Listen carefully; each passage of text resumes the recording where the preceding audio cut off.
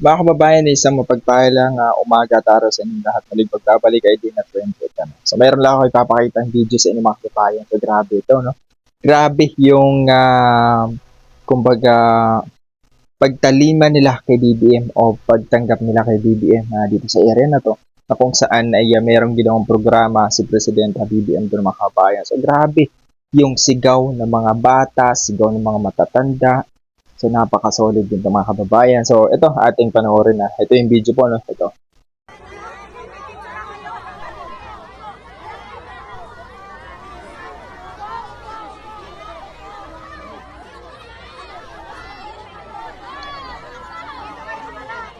Grabe, mga kababayan, ano, bata't matanda, sumisigaw sila ng BBM, BBM. So, iba talaga yung presidente, mga kababayan, na merong nagagawa o ginagawa sa ating bansang Pilipinas, ano?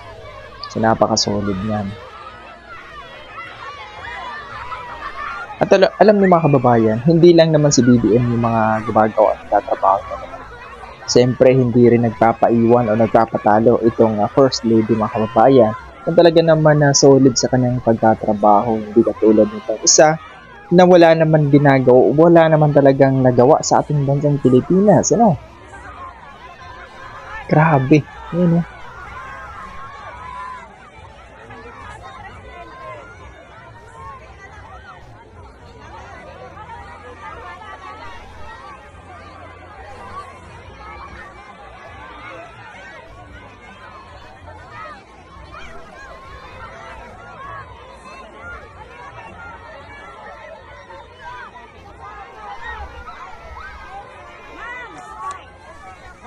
Alam niyo mga kababayan, huwag kayong maniwala dun sa mga kapwa nating Pilipino na sinasabi nila na wala naman daw ginawa itong presidente, di ba?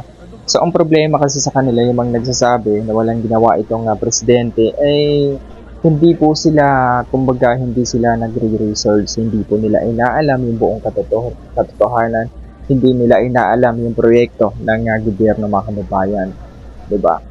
So ito, nung kailan ba yun? Nung isang araw, nag-hearing po na impeachment trial laban kay Bibi Sara Duterte mga kababayan.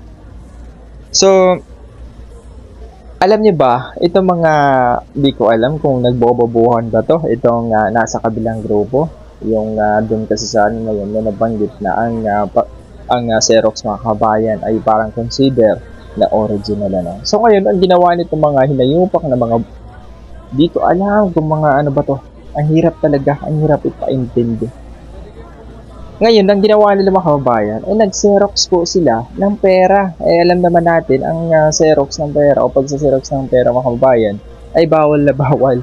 Alam niyo kung bakit sila nag-xerox ng? Kasi nga, nakita lang nila o napanood lang nila na nabanggit ng isang attorney ang isang papel na ginawang xerox o pina-xerox ay parang magiging original na rin ano. So ngayon, yun ang pinulot nila mga kababayan. Yun yung nilagay nila sa kanilang isipan. Grabe, ang hirap talaga ipaintindi. Sa totoo lang, ang hirap talaga paintindihin itong nasa kabilang grupo o kabilang bakod na kababayan. Kita nyo, ang ginawa nila, nagpa-xerox ng pera. Hindi man lang nila ginamit yung common sense. Ang ginamit nila is common sayad, di ba? Common sayad ang ginamit nila doon mga kababayan. Napakahirap ipaliwanag sa kanila. So alam ko, baka mamaya may magalit na naman dito mga kababayan ha. Yan ang problema sa inyo eh. Yung nasa ibang bakod na yun. Ang pinupulot nila, yung mga walang kwentang bagay na mga yung ginagawa nila, walang kwentang bagay sa totoo lang. Iba yung sinabi ng attorney doon mga kababayan eh. So ngayon ikukumpara niyo, kumbaga sasabihin niyo ang pera is pwede naman i-xerox para maging original at ibibili niyo sa mga supermarket o SM o kahit saan sa sulok ng Pilipinas ay bibili niyo. Sige nga, i-try niyo nga ibili nang masampal kayo ng katotohanan. Sampalin kayo ng mga nagtitinda.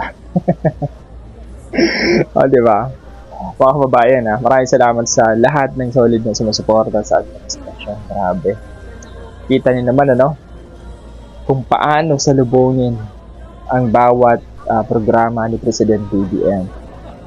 At yun sa mga yung mga nagsasabi na walang ginawa sa BBM, please naman, gamitin naman yung kokote nun, mag-research naman kayo. Please lang po, mga kababayan. Yun lang po, maraming salamat po muli, ay day na 28.